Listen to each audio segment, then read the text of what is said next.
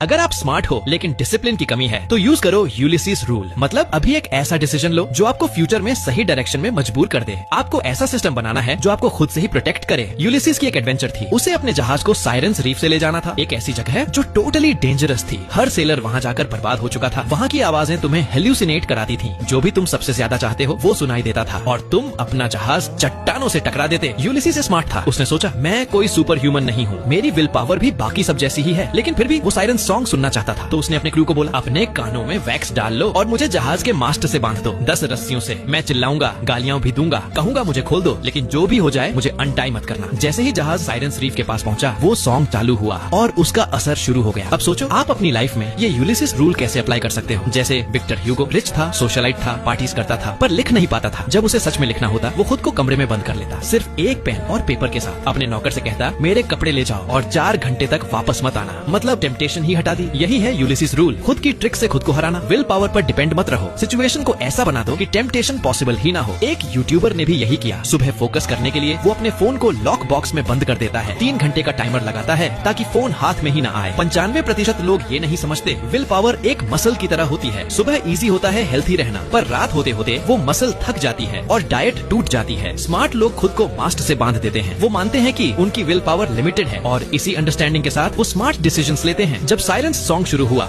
Ulysses को वही सुनाई दिया जिसका उसे सालों से इंतजार था। उसकी वाइफ पेनेलोपी और उसका बेटा टेलेमेचस चट्टानों से उसे पुकारते हुए, यूलिसीज हम तुमसे प्यार करते हैं, वापस आ जाओ। इतने सालों की लड़ाई, दूरियां सब एक पल में टूट गई। वो पागलों की तरह मास्ट से छूटने की कोशिश करने लगा, चिल्लाया, लड़खड़ाया, लेकिन वो बंधा रहा क्योंकि पहले ही मान लिया था कि विल पावर अकेली काफी नहीं है और उस सोच की वजह से वो बच गया। वो लौट पाया अपने बेटे और रानी के पास।